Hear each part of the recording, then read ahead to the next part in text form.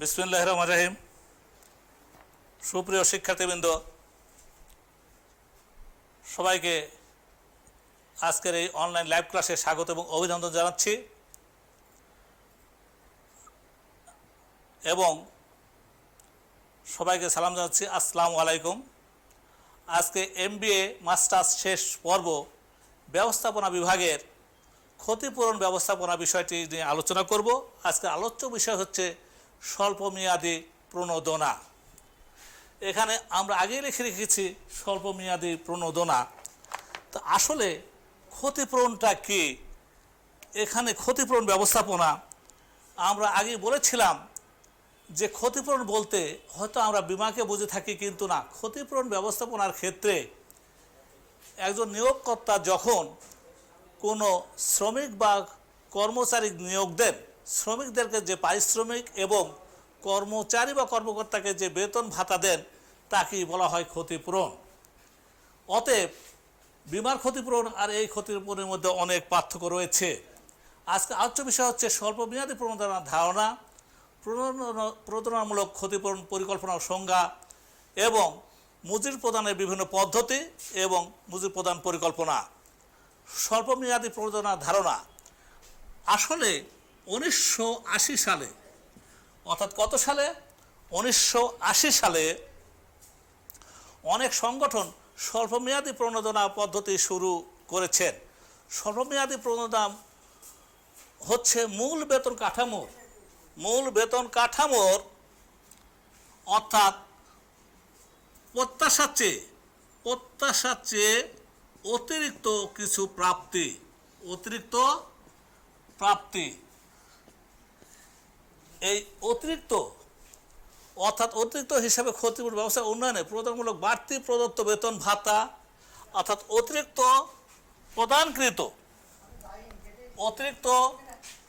প্রদানকৃত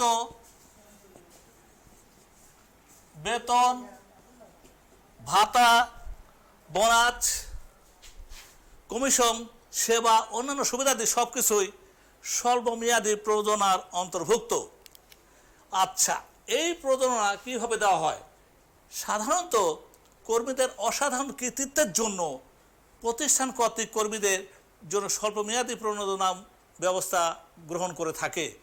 যেমন কর্মীর সঠিক উপস্থিতি, অর্থাৎ সঠিকভাবে যদি কর্মস্থলে উপস্থিত হয় তাহলে তার কাজের প্রতি আগ্রহ থাকে এবং নিয়োগকর্তা কর্তৃপক্ষ অবশ্যই তাকে প্রণোদনা দিয়ে থাকবেন। ব্যক্তিগত আবিষ্কার এবং সৃজনশীলতা এবং এই প্রণোদনা দিলে কি হয়? উৎপাদন খরচ কমে যায়, উৎপাদনশীলতা বৃদ্ধি পায়, নির্দিষ্ট সময়ে কার্য সম্পাদন হয় এবং সঠিকভাবে প্রাতিষ্ঠানিক লক্ষ্য অর্জন হয়। তবে এইখানে স্বল্পমেয়াদী প্রণোদনা কি, এটা একটু আলোচনা করতেছি। যে স্বল্পমেয়াদী প্রণোদনা কর্মীকে উন্নত কার্য সম্পাদন, আত্মনিয়োগ, কাজে আগ্রহ, পেশা সৃষ্টি করে, যার ফলশ্রুতিতে প্রতিষ্ঠানের উৎপাদনের মান ও পরিমাণ বৃদ্ধি পায়। এছাড়া ব্যক্তিগত অবদান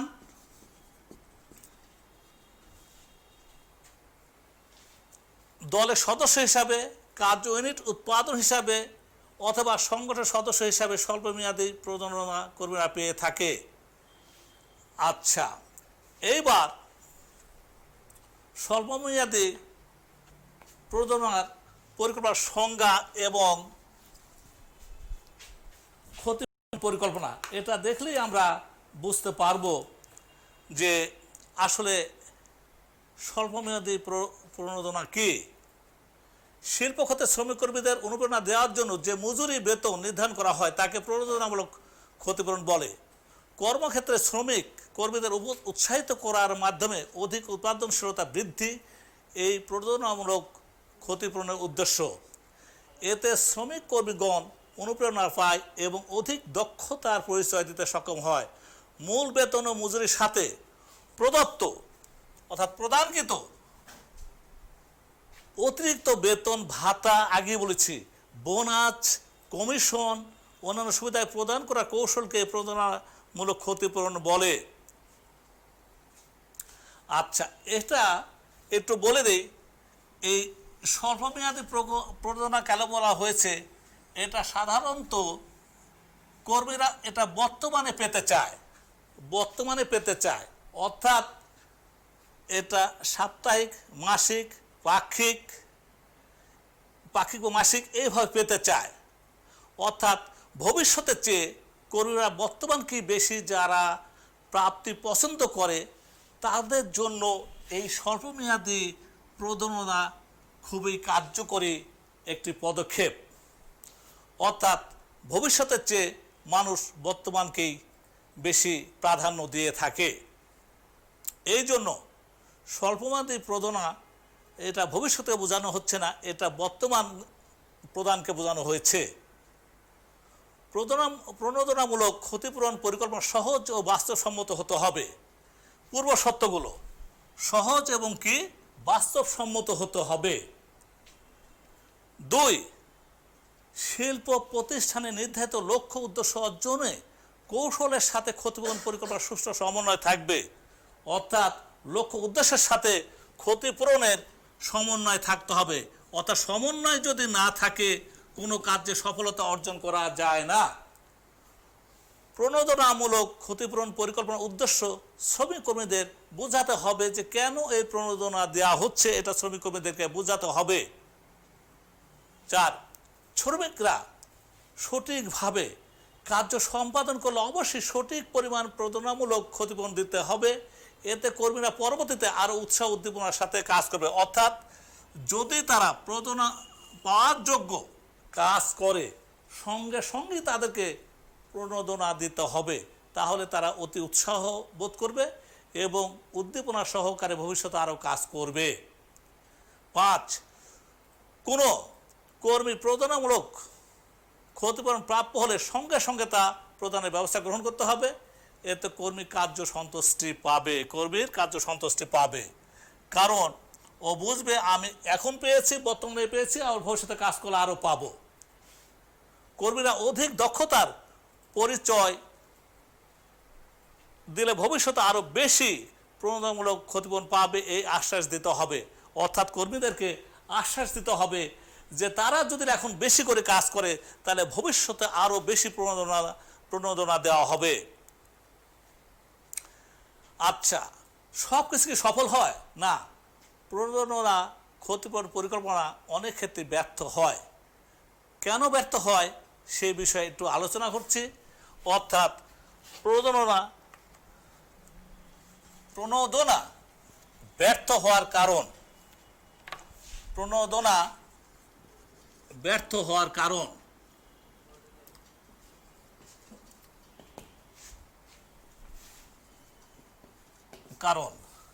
হ্যাঁ, প্রণোদনা ব্যর্থ হতে পারে।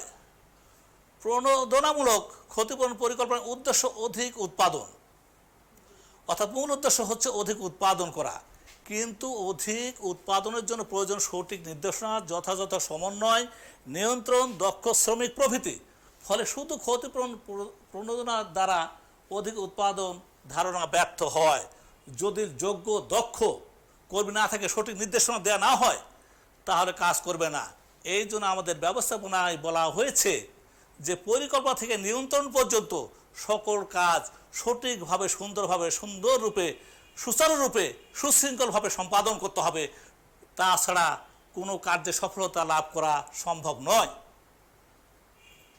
আর সঠিকভাবে কর্মীর কার্যাবলী মূল্যায়ন সম্ভব না হলে পরিকল্পনা ব্যর্থ হয়। অর্থাৎ কর্মী যদি বুঝতে পারে যে সঠিকভাবে তার কার্য মূল্যায়ন হচ্ছে না, তাহলে কর্মী অনুপ্রাণিত হবে না, সে উৎসাহিত হবে না, সে নিরুৎসাহিত হবে এবং কাজে মনোনিবেশ করবে না। এই জন্য তাকে প্রেরণা দিতে হবে, তাকে উৎসাহ উদ্দীপনা দিতে হবে। প্রণোদনা মানে কি? তাকে প্রেরণা দেওয়া। আচ্ছা, শ্রমিক কর্মীরা অধিক উৎপাদনে ব্যর্থ হলে তাদের প্রণোদনামূলক ক্ষতিপূরণ দেওয়া হয় না, ফলে তারা উৎসাহ উদ্দীপনা হারিয়ে ফেলে। অর্থাৎ অধিক উৎপাদনে যদি ব্যর্থ হয়, কারণ সকল কর্মীর কার্যক্ষমতা এক নয়। যদি অধিক উৎপাদন ক্ষমতায় ব্যর্থ হয়, অধিক উৎপাদন করতে না পারে, তাহলে তাকে কি করা হবে না? প্রণোদনা দেওয়া হবে না। তাহলে সে আরও নিরুৎসাহিত হবে এবং প্রতিষ্ঠানের ক্ষতি হবে। শ্রমিক কর্মীরা দ্রুত উৎপাদন ব্রতী হলে পণ্যের মান, আচ্ছা এখন অধিক উৎপাদন যদি করতে হয় আর অদক্ষ শ্রমিক হয় তাহলে পণ্যের মান নিম্নরূপ হবে, সেটাও চিন্তা করতে হবে। পণ্যের মান নিম্নমানের হবে।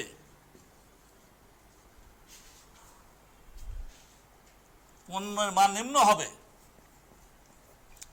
তাহলে শুধু উৎপাদন বৃদ্ধি করলে চলবে না, মান সম্পন্ন পণ্য উৎপাদন করতে হবে, সেদিকটাও আমাদেরকে খেয়াল রাখতে হবে। অতিরিক্ত সময়, ওভার টাইম, আমাদের অবশ্যই এটা ওভার টাইম বা অতিরিক্ত সময়, অর্থাৎ ওভার টাইমটা আমরা বেশি বুঝি। ওভার টাইম অতিরিক্ত সময়, কোনো শ্রমিক তার নির্দিষ্ট বা স্বাভাবিক সময়ের চেয়ে অতিরিক্ত সময় যদি কাজ করানো হয় তবে উক্ত সময়কে অতিরিক্ত সময় বলে। অর্থাৎ বাংলাদেশে প্রচলিত কারখানা আইনের 58 ধারা মতে একজন শ্রমিক প্রতিদিন গড়ে 8 ঘন্টা এবং সপ্তাহে 6 দিনে 48 ঘন্টা সর্বোচ্চ কাজ করবে। প্রতিদিন 8 ঘন্টা এবং সপ্তাহে 48 ঘন্টা কাজ করবে। কিন্তু যদি এর বেশি কাজ করা হয় তাহলে তাকে যদি অতিরিক্ত সময়, অর্থাৎ সপ্তাহে দেখা যাচ্ছে তাকে 50 ঘন্টা কাজ করানো হয়েছে, অর্থাৎ 2 ঘন্টা কাজ বেশি করানো হয়েছে, তাহলে এই 2 ঘন্টার জন্য তাকে ডবল মজুরি দিতে হবে। অর্থাৎ ওভার টাইম হচ্ছে দ্বিগুণ হারে মজুরি পাবে। অর্থাৎ যেখানে 48 ঘন্টা কাজ করার কথা সেখানে কোনো একদিন 2 ঘন্টা কাজ বেশি করেছে, তার জন্য 50 ঘন্টা হয়েছে। এই 2 ঘন্টার জন্য তাকে স্বাভাবিক বেতনের চেয়ে দ্বিগুণ হারে তাকে বেতন দিতে হবে। যেহেতু অতিরিক্ত সময়ের মজুরি দ্বিগুণ, সেহেতু এর ফলে উৎপাদন খরচ বৃদ্ধি পায়। এই দ্বিগুণ দেওয়ার কারণে 2 ঘন্টা সময় যেহেতু দ্বিগুণ দিচ্ছি, তাহলে অতিরিক্ত সময়ের জন্য উৎপাদন খরচ বেশি বৃদ্ধি পায়। কিন্তু বৃদ্ধি পেলেও অনেক সময় এটা প্রতিষ্ঠানের জন্য উপকার আসে। কোথায় সেটা এখন বলা হচ্ছে। সেজন্য বিশেষ কোনো পরিস্থিতি ছাড়া ওভারটাইম করানো হয় না। সাধারণত নিম্নোক্ত পরিস্থিতিতে ওভারটাইম করানো হয়। 1 নম্বর, ক্রেতাদের ফরমাইশ অনুযায়ী নির্দিষ্ট সময়ের মধ্যে পণ্য সরবরাহ করতে হবে, এই ধরনের অর্থাৎ ডেলিভারি দিতে হবে, এই ধরনের যদি তাগাদা থাকে তাহলে অবশ্যই ওভারটাইম কাজ করতে হবে। যেমন আমাদের গার্মেন্টস ফ্যাক্টরিতে যদি কোনো অর্ডার আসে, অতিরিক্ত অর্ডার আসে, তাহলে সেই অর্ডার নির্দিষ্ট সময়ে প্রদান করার জন্য গার্মেন্টস ফ্যাক্টরির মালিক অবশ্যই চেষ্টা করবেন অতিরিক্ত সময়ে কাজ করে সেই নির্দিষ্ট উৎপাদন সম্পূর্ণ করে ডেলিভারি সম্পূর্ণ করার। এই জন্য ফরমাইশ অনুযায়ী নির্দিষ্ট কাজ সম্পূর্ণ করার জন্য অতিরিক্ত কাজ করানো হয়।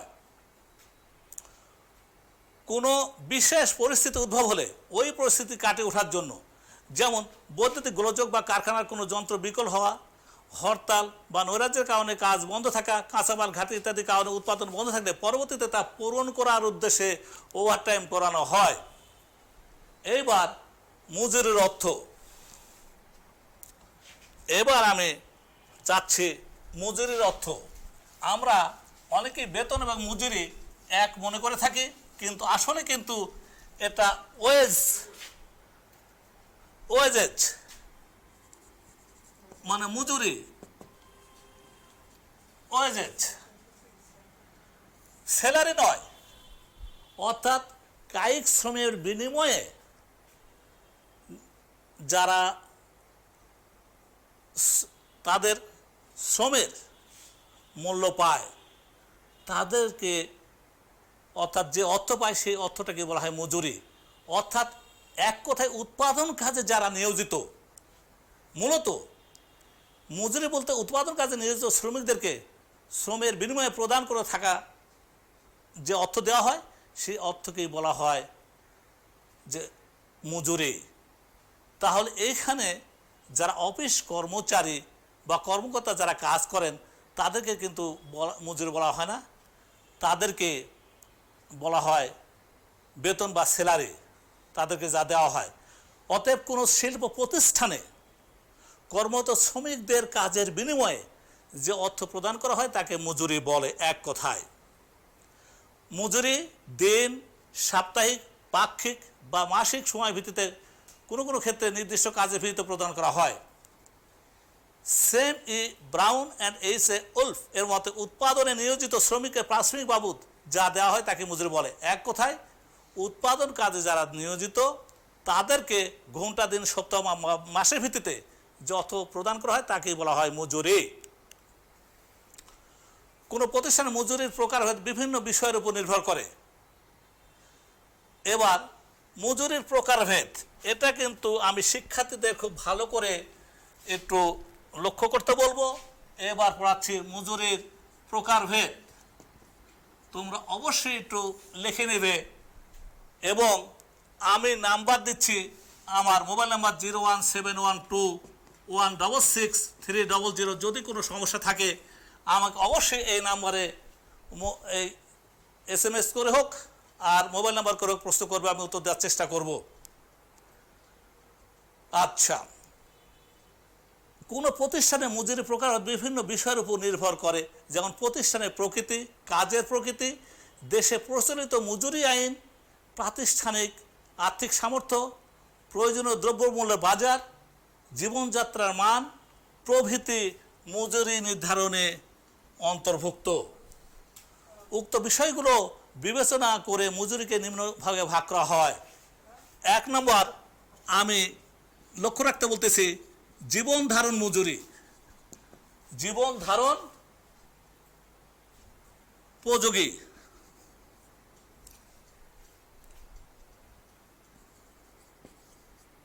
মজুরি। আচ্ছা, এই 1 নম্বরে জীবন ধারণ উপযোগী মজুরি, এখানে একটি কথা মনে রাখতে হবে, জীবন ধারণ উপযোগী মজুরি শুধুমাত্র আমি একটু কথা বলে দিচ্ছি, খাদ্য, বস্ত্র, বাসস্থান এটা পূরণের বিবেচনা করে যে মজুরি প্রদান করা হয় সেই মজুরিটাই হচ্ছে জীবন ধারণ উপযোগী ব্যয় বা মজুরি। অর্থাৎ মানুষের স্বাভাবিক যে অভাবগুলো থাকে সেগুলো মেটানো ছাড়া মানুষ বেঁচে থাকতে পারে না। যেমন খাদ্য, বস্ত্র, বাসস্থান ছাড়া মানুষ বাঁচতে পারে না। এখন প্রশ্ন আসে শিক্ষা এবং চিকিৎসা। যে সময়ে এটা নির্ণয় করা হয়েছে তখন এটা কিন্তু মৌলিক চাহিদার মধ্যে শিক্ষা এবং চিকিৎসা ছিল না, অর্থাৎ জীবন ধারণ উপযোগী এটা শিক্ষা চিকিৎসার মধ্যে অন্তর্ভুক্ত নেই। পরবর্তীতে আছে, দেখাচ্ছি ন্যূনতম মজুরি। 2 নম্বর হচ্ছে ন্যূনতম মজুরি, অর্থাৎ ন্যূনতম মজুরি মানুষের মৌলিক অধিকারগুলো এইবার বলতেছি।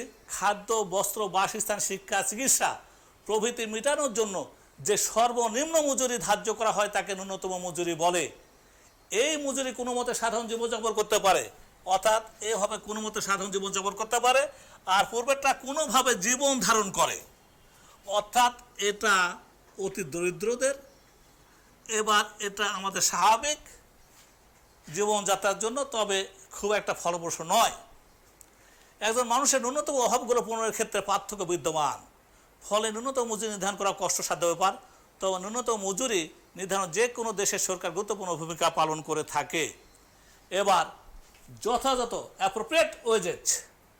3 যথাযথ মজুরি। এইবার যথাযথ মজুরি যে কোনো প্রতিষ্ঠানের শ্রমিকদের যথাযথ মজুরি নির্ধারণ করা খুব জটিল, কেননা শ্রমিকের চাহিদা, প্রত্যাশা, অভাব, নিজস্ব যোগ্যতা প্রভৃতি আলাদা।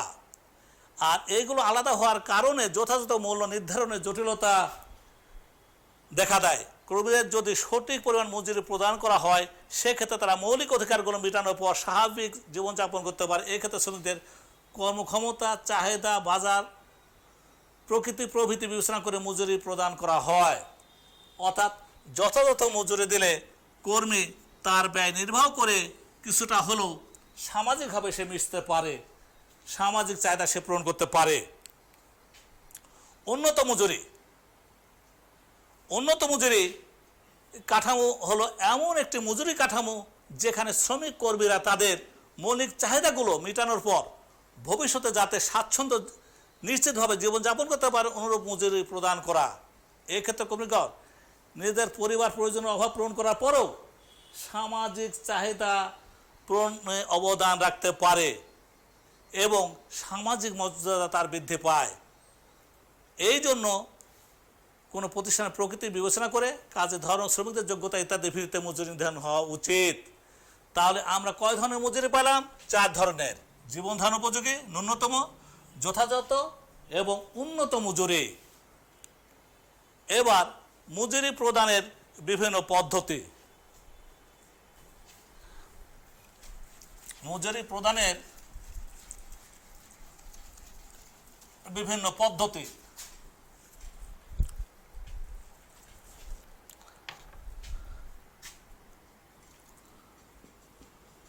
প্রদানের বিভিন্ন পদ্ধতি। আসলে আমরা তো মজুরি প্রকারভেদ দেখলাম, কিন্তু এখন যে কোনো প্রতিষ্ঠান তাদের নির্দিষ্ট বেতন কাঠামোতে কর্মীদের মজুরি প্রদান করে থাকে। কোনো প্রতিষ্ঠান মজুরি নির্ধারণ মূলত নির্ভর করে সেই প্রতিষ্ঠান আর্থিক অবস্থা, কাজের প্রকৃতি, পারিপার্শ্বিক অবস্থা প্রভৃতির উপর। তবে মজুরি নির্ধারণ করার মজুরি নির্ধারণ করার যে কোনো প্রতিষ্ঠানের জন্য বেশ কঠিন কাজ। কোন পদ্ধতিতে মজুরি প্রদান করা হবে তা প্রতিষ্ঠান কর্তৃক নির্ধারিত হয়। এটা প্রতিষ্ঠান কর্তৃক নির্ধারিত হয় কি অনুযায়ী? কাজের প্রকৃতি, কাজের ধরন, কাজের অবস্থা, এইগুলো নির্ভর করেই নির্ধারণ করা হয়। তবে মজুরি প্রদানের বিষয়ে দীর্ঘদিন ধরে গবেষণা কার্য পরিচালনা হয়ে আসছে। বিভিন্ন ব্যবস্থাপনা বিশেষজ্ঞ এ ধরনের গবেষণা কার্য পরিচালনা করেন। মজুরি বিষয়ে গবেষণা পরিচালনা করেন এমন বিশেষজ্ঞ হলেন এফ.ডব্লিউ. টেলর, হ্যালসে, রোয়ান, গ্যান্ট ও এমারসনের প্রচেষ্টার কথা বিশেষভাবে উল্লেখযোগ্য করা যায়। মজুরি প্রদানের বেশ কিছু গুরুত্বপূর্ণ পদ্ধতি। এখানে সময়ভিত্তিক মজুরি প্রদান, অর্থাৎ এখানে কি ভিত্তিক? সময় ভিত্তিক মজুরি প্রদান। মজুরি প্রদান এখানে কার উপর গুরুত্ব দেওয়া হয়েছে? এখানে গুরুত্ব দেওয়া হয়েছে সময়ের উপর। অর্থাৎ এইখানে যে কাজ করা হচ্ছে তাতে এখানে কিন্তু উৎপাদনের উপর গুরুত্ব দেওয়া হয়নি, এখানে সময়ের উপর গুরুত্ব দেওয়া হয়েছে। অর্থাৎ সময়কে ভিত্তি হিসাবে ধরে যে মজুরি নির্ধারণ করা হয় তাকে সময় ভিত্তিক মজুরি নির্ধারণ বলে। এই পদ্ধতিতে একজন শ্রমিক কত সময় কাজ করলো সেটাকে গুরুত্ব দেওয়া হয়, কি পরিমাণ কাজ সম্পাদন করলো তাকে বিবেচনা করা হয় না। তাহলে বলা যায় ঘন্টা, দিন, সপ্তাহ, মাস অনুযায়ী নির্দিষ্ট হারে যে মজুরি দেওয়া হয় তাকে সময়ভিত্তিক মজুরি বলে। যেমন একজন শ্রমিক প্রতিদিন যদি 8 ঘন্টা কাজ করে এবং প্রতি ঘন্টা যদি তাকে 50 টাকা দেওয়া হয় তাহলে তার প্রতিদিনের মজুরি হবে 400 টাকা। অর্থাৎ প্রতি ঘন্টা হিসাবে এখানে মজুরি দেওয়া হচ্ছে। অর্থাৎ এখানে সময়ের উপর বেশি মূল্য করা হয়েছে। আচ্ছা, এবার সময়ভিত্তিক মজুরি নির্ধারণের যথাযথ ক্ষেত্রগুলো, অর্থাৎ কোন কোন ক্ষেত্রে আমরা এটা নির্ধারণ করতে পারি।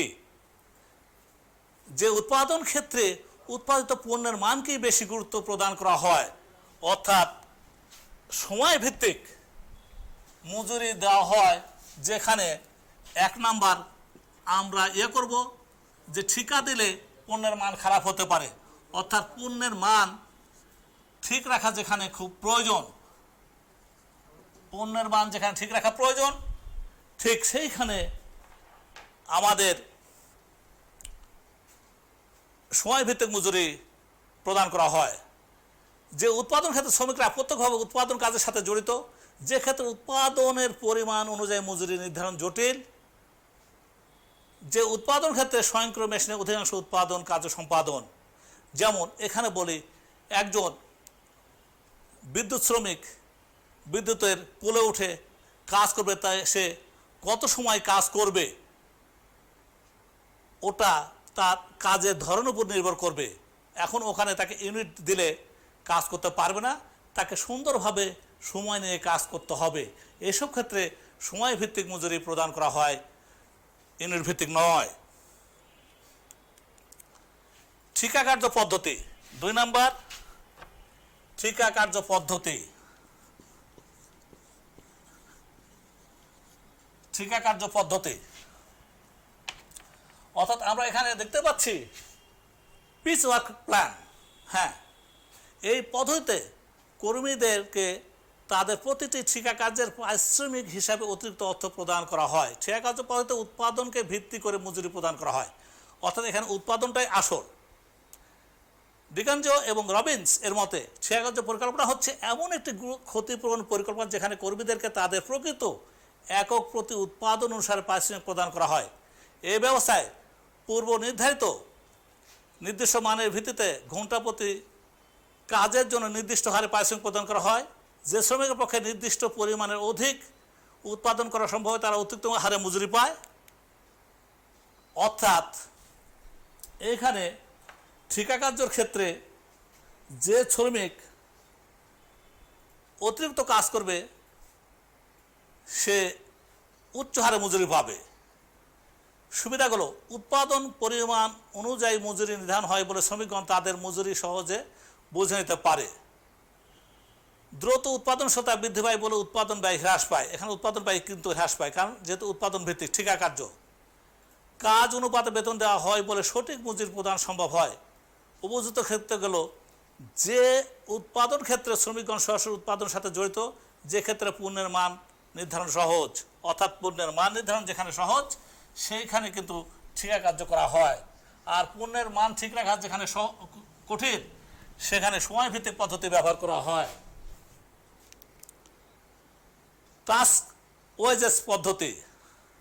3 নম্বর হচ্ছে টাস্ক ওয়েজেস পদ্ধতি। ওয়েজেস পদ্ধতি অর্থাৎ এক কথায় আমি বলেছি, যখন সময় এবং ঠিকা কার্য এই দুটা সমন্বয়ে মজুরি নির্ধারণ করা হয় তখন তাকে টাস্ক ওয়েজেস পদ্ধতি বলা হয়। অর্থাৎ এখানে শুধু সময়ের উপর ভিত্তি করা হয় না এবং উৎপাদনের উপর ভিত্তি করা হয় না, এখানে সময় এবং উৎপাদন দুটাকেই গুরুত্বপূর্ণ মনে করে দুটার উপর ভিত্তি করেই এই ওয়েজেস নির্ধারণ করা হয় এবং এটাকে বলা হচ্ছে টাস্ক ওয়েজেস পদ্ধতি। অর্থাৎ এখানে সময় এবং উৎপাদন দুটা সমন্বয়ে এই মজুরি নির্ধারণ করা হয়। উপযুক্ত ক্ষেত্র: সাধারণত অধিকাংশ শিল্প প্রতিষ্ঠানে এরূপ মজুরি নির্ধারণের ক্ষেত্র হিসাবে বিবেচিত হয়, কেননা এ শিল্পে সময় ও উৎপাদনের উপর গুরুত্ব প্রদান করা হয়। সুবিধা: এক্ষেত্রে শ্রমিকের দক্ষতা ও সময় যথাযথ কাজে লাগানো যায়। সব শ্রেণীর শ্রমিক উৎসাহিত হয়ে কাজ করে, দ্রুত ও মানসম্পন্ন পণ্য উৎপাদন সম্ভব হয়।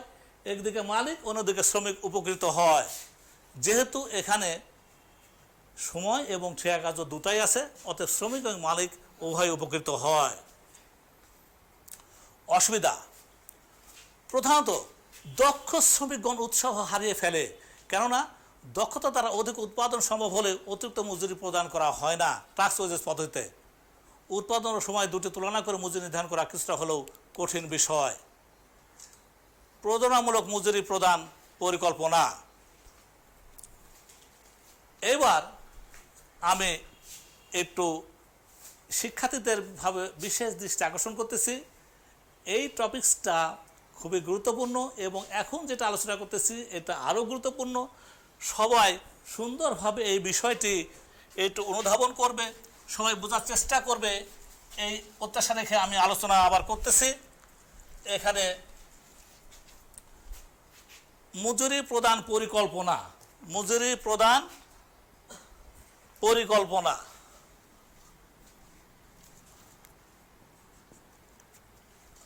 পরিকল্পনা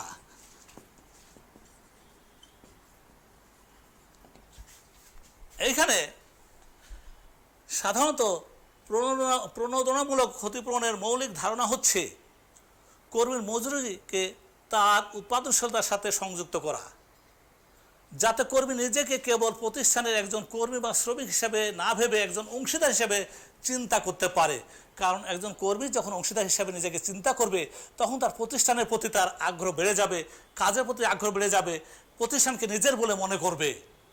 এই জন্যই আমাদের বৈজ্ঞানিক ব্যবস্থাপনার জনক উনি সুন্দর একটি কথা বলেছেন এফডব্লিউ টেলর। এখানে ব্যবস্থাপনা ও কর্মীর মানসিক ভাবের যে বৃহৎ বিপ্লব সাধিত হয় ব্যবস্থাপনা এবং কর্মীর, অর্থাৎ ম্যানেজমেন্ট এবং এমপ্লয়ি এদের মধ্যে যে ভাবের যে বৃহৎ বিপ্লব সাধিত হয় তা তাদের উভয়ের মধ্যে উদ্বৃত্ত ভাগাভাগির মধ্যে দৃষ্টি নিবন্ধ থাকে এবং তাদের একত্রে উদ্বৃত্তের পরিমাণ বৃদ্ধির লক্ষ্যে নিজেদেরকে রূপান্তর করার আগ্রহের দিকে ধাবিত হয়। অর্থাৎ যদি কেউ অদক্ষ থাকে সে দক্ষ হওয়ার দিকে ধাবিত হবে। এই ডব্লিউ টেলর আমাদের বৈজ্ঞানিক ব্যবস্থার জনক এটাই বোঝাতে চেয়েছেন।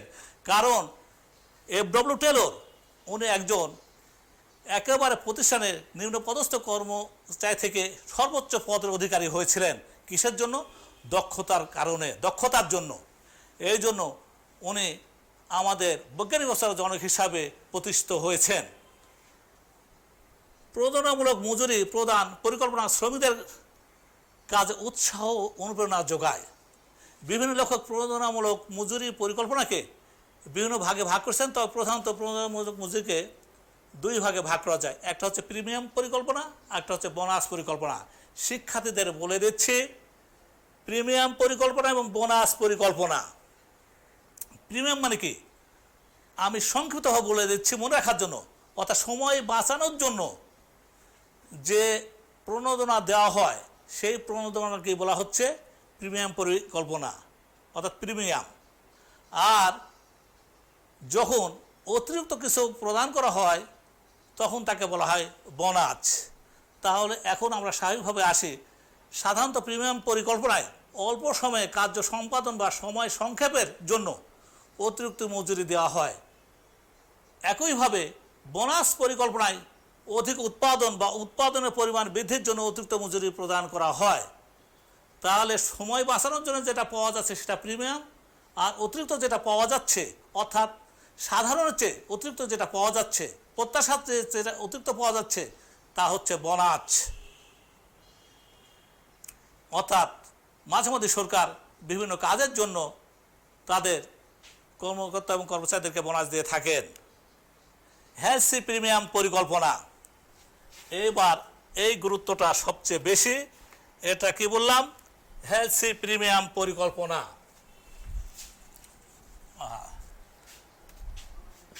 এক নম্বর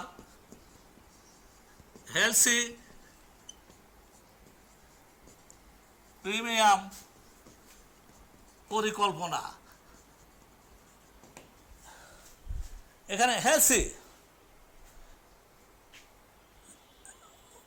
মার্কিন নাগরিক এফ এ হেলসি এই তত্ত্বটি দিয়েছেন। এই পদ্ধতিতে নির্দিষ্ট পরিমাণ কার্য সম্পাদনের জন্য একটি আদর্শ উৎপাদন মান স্থির করা হয়। কোনো শ্রমিক যদি নির্দিষ্ট সময়ের পূর্বে আদর্শ মান সম্পন্ন কার্যটি সম্পূর্ণ করতে পারে তাহলে তাকে কার্য সম্পাদনের সময়টুকুর জন্য নির্ধারিত সময় ভিত্তিক হারে মজুরি প্রদান করা হয়। এছাড়া বেঁচে যাওয়া সময়ের জন্য সে মজুরির একটি অংশ পায়। হেলসি প্রিমিয়াম পরিকল্পনায় বেঁচে যাওয়া সময়ের জন্য মজুরির 50% শ্রমিককে প্রদান করা হয়, অর্থাৎ বেঁচে যাওয়া সময় থেকে অর্ধেক সময়ের মজুরি প্রদান করা হয়। আমি এই বিষয়টি এখন আমি একটু অঙ্কের মাধ্যমে বোঝাই দিচ্ছি। মনে করি একজন কর্মী প্রতিদিন 8 ঘন্টা কাজ করবে এবং আদর্শ মান 8 ঘন্টা কাজে সে 10 ইউনিট দ্রব্য তৈরি করবে, মানসম্পন্ন 10 ইউনিট দ্রব্য তৈরি করবে। কিন্তু 10 ইউনিট দ্রব্য তৈরি সে 6 ঘন্টাতে করে ফেলেছে। কত ঘন্টাতে? 6 ঘন্টাতে করে ফেলেছে। এখন তাহলে তার সময় বাঁচলো 8 - 6, অর্থাৎ 2 ঘন্টা সময় তার বাঁচলো। আর প্রতি ঘন্টা তাকে দেওয়া হচ্ছে, প্রতি ঘন্টার জন্য তাকে দেওয়া হচ্ছে 50 টাকা। প্রতি ঘন্টার জন্য তাকে দেওয়া হচ্ছে 50 টাকা। তাহলে প্রকৃত কাজ করছে কত ঘন্টা? 6 ঘন্টা। তাহলে এই 6 ঘন্টা কাজের জন্য সেভাবে 6 ঘন্টা গুণিত 50 সমান 300 টাকা। 300 টাকা এটা হচ্ছে নিয়মিত পাওনা।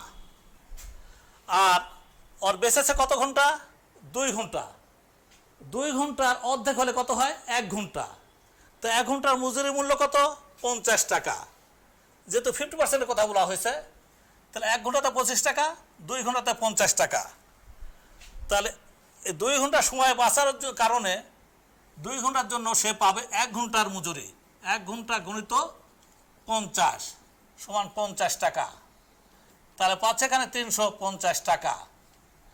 আচ্ছা, আসলে এখানে কাজ করছে 600 টাকা, কিন্তু পেল 350 টাকা। কিন্তু 6 ঘন্টা কাজ করে তার পাওয়ার কথা 300 টাকা। অতএব ঘন্টা প্রতি তার পড়েছে, হিসাব করে দেখা যাবে 58.33 টাকা। তাহলে একদিকে কর্মী নিজেও লাভবান হলো এবং প্রতিষ্ঠান লাভবান হলো। প্রতিষ্ঠান লাভবান হলো কীভাবে? প্রতিষ্ঠান লাভবান হয়েছে এইভাবে যে এই 2 ঘন্টা কাজ না করার জন্য ওই 2 ঘন্টার মেশিন কম চলেছে, বিদ্যুৎ খরচ কম হয়েছে, অন্যান্য খরচ কম হয়েছে, যার জন্য একদিকে শ্রমিক উপকৃত হয়েছে, অন্যদিকে মালিক উপকৃত হয়েছে। এবার রোয়ান প্রিমিয়াম পরিকল্পনা। রোয়ান প্রিমিয়াম পরিকল্পনা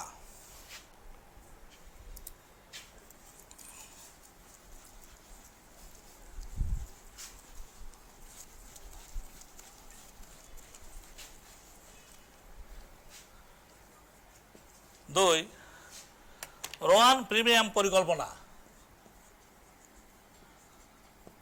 রোয়ান প্রিমিয়াম পরিকল্পনা এইখানে একটু পার্থক্য দেখা যাচ্ছে। ওখানে সময় বাঁচার জন্য মানে 50% দেওয়া হচ্ছে, 2 ঘন্টা বেঁচেছে, দিয়েছে 1 ঘন্টার, 4 ঘন্টা বাঁচলে দিত 2 ঘন্টার। কিন্তু রোয়ান প্রিমিয়াম পরিকল্পনায় এটা কিন্তু একটু অন্যভাবে। এইখানে একটু আমি বোঝাই দিচ্ছি। হেলসি প্রিমিয়াম পরিকল্পনায় রূপান্তরিত রূপ হলো রোয়ান প্রিমিয়াম পরিকল্পনা। এই পদ্ধতির ক্ষেত্রে যার অবদান রয়েছে তিনি হলেন ইংল্যান্ডের প্রখ্যাত শিল্প উৎপাদক জেমস রোমান। এই পদ্ধতিতে আদর্শ সময় ও আদর্শ উৎপাদনের মাত্রা নির্ধারণ করা হয়। সময় বাঁচানোর জন্য প্রিমিয়াম প্রদান করা হয় ঠিকই, কিন্তু এই প্রিমিয়াম হিসাব করা হয় একটু আলাদাভাবে। একে শতকরা হিসাবে প্রদান করা হয়। কি হিসাবে? শতকরা হিসাবে, অর্থাৎ পার্সেন্টেজ, শতকরা হিসাবে। কোনো নির্দিষ্ট কাজ সম্পাদন করতে আদর্শ সময়ের শতকরা যত ভাগ সময় সংক্ষিপ্ত হয়, সময়ের ভিতর উপার্জিত মজুরির শতকরা তত ভাগ অতিরিক্ত মজুরি শ্রমিক কর্মীদের প্রিমিয়াম হিসাবে প্রদান করা হয়। এটা উদাহরণ দিচ্ছি, উদাহরণ দিলে এটা ক্লিয়ার হয়ে যাবে, উদাহরণ ছাড়া এটা ক্লিয়ার হওয়া অসম্ভব। আচ্ছা, আগে আমি দেখলাম রোয়ান প্রিমিয়াম পরিকল্পনায় এখানে বলা হচ্ছে, আমি আরেকবার পড়ে দিচ্ছি, কোনো নির্দিষ্ট কাজ সম্পাদন করতে আদর্শ সময়ের শতকরা যত ভাগ সময় সংক্ষিপ্ত করা হয়, সময়ের ভিত্তিতে উপার্জিত মজুরির শতকরা তত ভাগ অতিরিক্ত মজুরি এখানে প্রিমিয়াম হিসাবে প্রদান করা হয়। আমি একটু লিখতেছি। কাজ হচ্ছে সাধারণত 8 ঘন্টা এবং প্রতি ঘন্টা হচ্ছে 100 টাকা। আচ্ছা, নির্ধারিত কাজ ও 6 ঘন্টায় শেষ করেছে। কত ঘন্টায়? 6 ঘন্টায় শেষ করেছে। তো 6 ঘন্টা গণিত 100, তাহলে মোট হচ্ছে কত? 600 টাকা।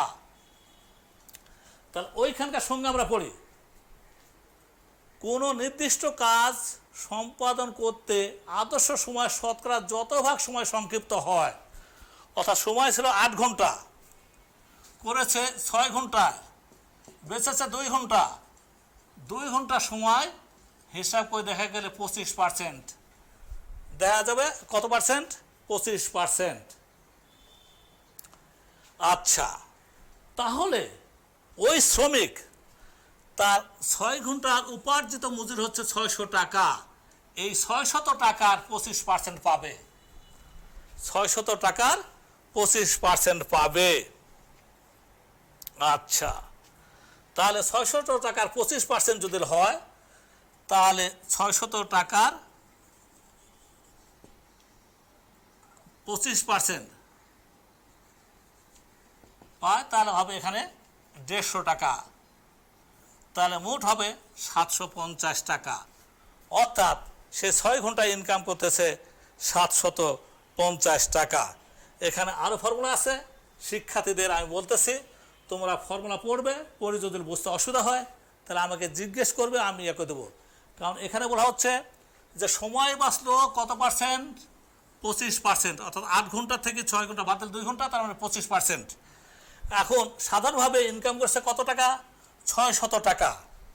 এখন এই 600 টাকার 25% করলে হয় 150 টাকা, তাহলে তার টোটাল মজুরি আছে 750 টাকা। অতএব সে খুশি হবেই, সে শ্রমিক খুশি হবেই।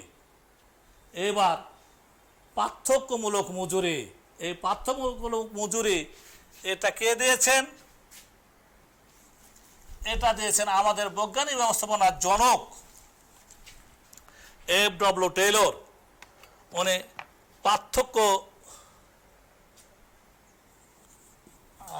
পার্থক্যমূলক মজুরি হার পদ্ধতি, আমি পুরোটা লিখতেছি না, পার্থক্যমূলক মজুরি হার পদ্ধতি, মজুরি হার পদ্ধতি।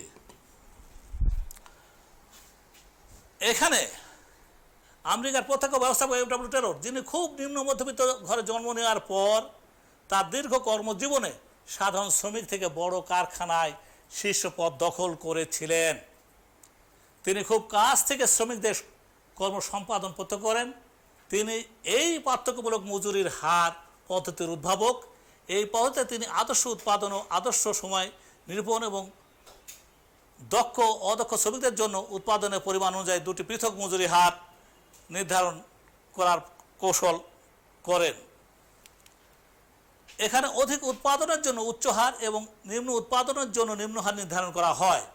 এই উৎপাদন পদ্ধতির ফলে দক্ষতা সম্পন্ন শ্রমিকরা অধিক উৎসাহ সহ কার্য সম্পাদন করতে ব্রত হয়, ফলে উৎপাদন মাত্রা বৃদ্ধি পায়। এই পদ্ধতি অনুযায়ী শ্রমিক যদি নির্ধারিত কাজ কোনো নির্দিষ্ট আদর্শ সময় বা তার চেয়ে কম সময়ের মধ্যে সম্পূর্ণ করতে পারে তবে তাকে অধিক হারে মজুরি প্রদান করা হয়। অন্যদিকে যদি কোনো শ্রমিক নির্দিষ্ট সময়ের মধ্যে কার্য সম্পাদন করতে না পারে তবে তাকে অপেক্ষিত নিম্ন হারে মজুরি দেওয়া হয়। উদাহরণ সাহায্যে বোঝাই দিচ্ছি। অর্থাৎ এই যে 8 ঘন্টাতে তাকে 24 ইউনিট দ্রব্য তৈরি করতে হবে। কত ইউনিট? 24 ইউনিট দ্রব্য তৈরি করতে হবে। অর্থাৎ স্ট্যান্ডার্ড মাপ হচ্ছে 24 ইউনিট। কেউ যদি 24 বা তার চেয়ে বেশি করে তাহলে মনে করেন তাকে 800 টাকা দেওয়া হবে, অর্থাৎ প্রণোদনা সহ।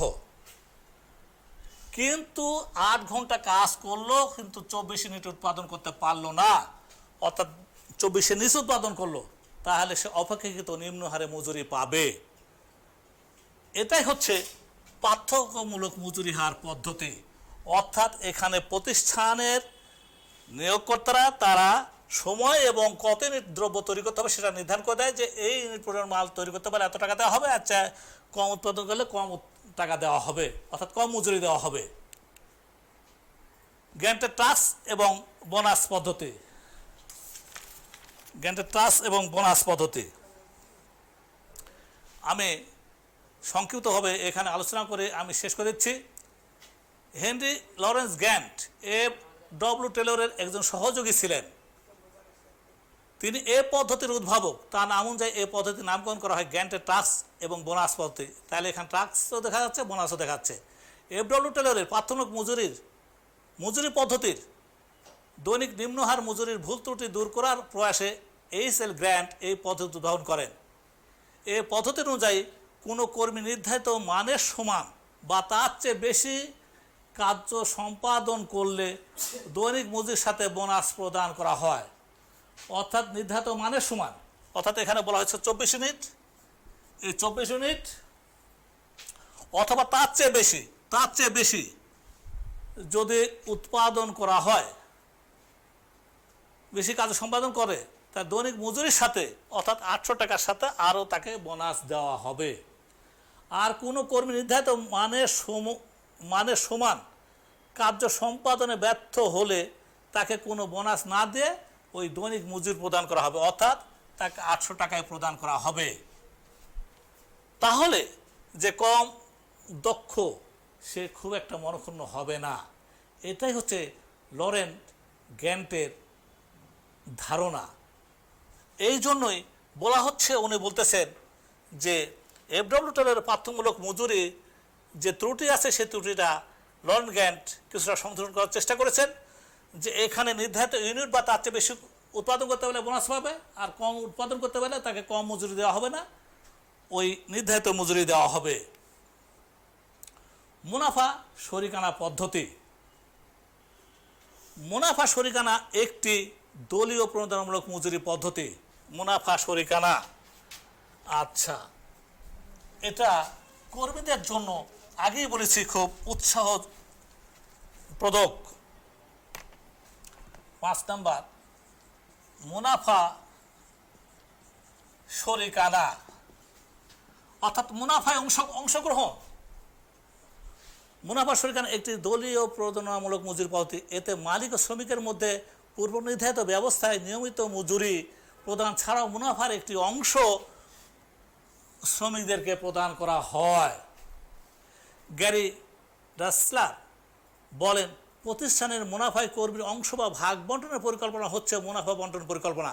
প্রতিষ্ঠানে কোনো ক্ষতি হলে শ্রমিকদের তা বহন করতে হয় না। এখানে ক্ষতি হলে শ্রমিকদের বহন করতে হয় না, কিন্তু যদি মুনাফা হয় তাহলে মুনাফার অংশ শ্রমিকরা পায়। তাহলে এইখানে শ্রমিকরা তাদেরকে নিজেদের প্রতিষ্ঠান হিসাবে মনে করে যে এই প্রতিষ্ঠান আমার প্রতিষ্ঠান, কারণ আমি এখান থেকে শুধু মজুরি পাচ্ছি না, এখান থেকে আমি মুনাফার অংশও পাচ্ছি। এবং শুধু তাই না, মুনাফার অংশ তাদেরকে নির্দিষ্টভাবে নগদে দেওয়া হয় না, কিছু অংশ সঞ্চয় তহবিলে রাখা হয়। চাকুরি শেষে একটা মোটা ধরনের বড় অঙ্কের টাকা তাদেরকে দেওয়া হয়। অতএব এইখানে তারা অনেকভাবে লাভবান হয়। এবার মেরিগের পাঠ্যমূলক মজুরি হার পদ্ধতি। মেরিক এ পদ্ধতির উদ্ভাবন করেন। টেলরের পাঠ্যমূলক মজুরি পদ্ধতির ত্রুটি দূর করার জন্য মজুরিকে মেরিক 3টি ভাগে ভাগ করেন। প্রথমত, যেসব কর্মী শতকরা 80%, আগে বলে দিচ্ছি, এটা হচ্ছে মেরিকের পাঠ্যমূলক মজুরি হার, অর্থাৎ যেটা এফডব্লিউ ছিল, লরেন্ট গ্যান্টের ছিল সেটাই, অর্থাৎ আরও সংস্কার হচ্ছে। প্রথমত, যেসব কর্মী 80% কার্য সম্পাদন করতে পারবে, কত ভাগ? 80% কার্য সম্পাদন করতে পারবে, তাদের কোনো বোনাস না দিয়ে মূল কার্যহারে মজুরি প্রদান করা হবে। অর্থাৎ তাদের মূল বেতন 8 ঘন্টা কাজ করবে, মনে হয় 800 টাকা, মনে করে 800 টাকা, তাকে 800 টাকায় দেওয়া হবে। আচ্ছা, দ্বিতীয়ত, যেসব কর্মী শতকরা 100% কার্য সম্পাদন করতে পারবে বা পারে, তাদের মূল কার্য হারের উপর অতিরিক্ত আরও 10% হারে বোনাস দেওয়া হবে। 800 টাকা তো দেবেই, তার উপর আরও তাদেরকে আরও 10% হারে বোনাস দেবে যদি 100% কাজ করতে পারে। আর যদি বলা হচ্ছে এখানে যেসব কর্মী 100% কার্য সম্পাদনের পরও আরও অধিক কার্য সম্পাদন করতে পারবে, অর্থাৎ 100% প্লাস, আর এটা 80%, এটা 100%, আর এটা 100% প্লাস। তৃতীয়ত, যেসব কর্মী 100% কার্য সম্পাদন করার পরও আরও অধিক কার্য সম্পাদন করতে পারে, তাদের বোনাস বৃদ্ধি পেয়ে মূল কার্যহারের 20% হবে, অর্থাৎ 100 টাকা তার উপর আরও 20% পাবে। অতএব যে যত হারে কাজ করতে পারবে সে তত হারে মজুরি পাবে। এটা হচ্ছে মেরিকের পাঠ্যমূলক মজুরি। তা আজকে আমি আমার শিক্ষার্থীদেরকে জানাতে চাচ্ছি যে এই গুরুত্বপূর্ণ টপিকসগুলো তোমরা খুব সুন্দরভাবে মনে রাখবে। আমি বোঝানোর চেষ্টা করেছি, তারপরেও যদি কোথাও কোনো ত্রুটি থাকে, তারপরে যদি কোথাও কোনো বুঝতে অসুবিধা হয়, তোমরা আমাকে জিজ্ঞেস করবে বা মোবাইলে লিখে পাঠাবে বা আমাকে মোবাইল করবে, আমি এটার উত্তর দেওয়ার চেষ্টা করবো। তবে সবসময় যে উত্তর দিতে পারবো, অনেক সময় অনেক কাজে ব্যস্ত থাকি, যখন ফ্রি থাকবো তখন আমি অবশ্যই উত্তর দেওয়ার চেষ্টা করব। আজকে আমি সবাইকে আবারও এই ক্লাস দেখার জন্য, ধৈর্য সহকারে শোনার জন্য সবাইকে আবারও অভিনন্দন এবং সালাম জানিয়ে আমি বিদায় নিচ্ছি। আসসালামু আলাইকুম, খোদা হাফেজ।